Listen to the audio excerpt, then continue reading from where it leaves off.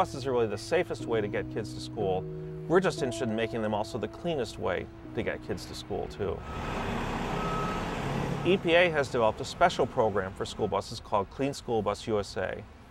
And what they do is they offer information in that program about what technologies will work for school buses, but they also provide grant funding. So in the past year, they were able to provide about $1.5 million for school districts across the country to clean up their buses. You could take a look at the soot that was in the pipe. It just doesn't take much. Just touch the end of it, and this is the kind of soot that comes out. If we had a bus with a particulate filter installed here after it had come off of a run, took a look at the pipe, you would find out that you could draw your finger down. You wouldn't get that soot. What you would get is rust. Ultra-low sulfur diesel was the first step that the district took to lower emissions. That was introduced in buses in, I think, during the month of September of 2003. The district also introduced about the same time was a no idling policy for all of the bus drivers, and that's been in place ever since. The other thing that we did was introduce particulate traps to about 13 vehicles.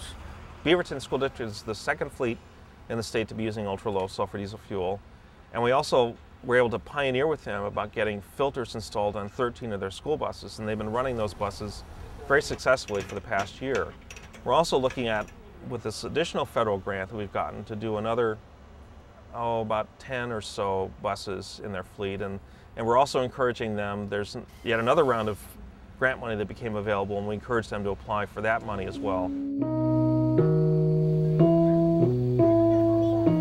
Children riding on these buses, we certainly want a healthy environment for them. A school bus is the safest thing on the road. Why not do our part to clean up the exhaust as well? We're looking to encourage and provide financial support where we can for districts to retrofit their existing buses. But frankly, one of the things that's really important for us in terms of a strategy around school buses in Oregon is replacing old buses. Oregon has the ignoble status of having the fourth oldest school bus fleet in the country. And so by getting some of these buses, there are buses still on the road from like 1970. And by getting these older buses on the road, we can make dramatic improvements in improving the air quality for our children. Because frankly, the federal regulations for emission standards didn't even begin to kick in until about 1988. So some of these buses are very antique.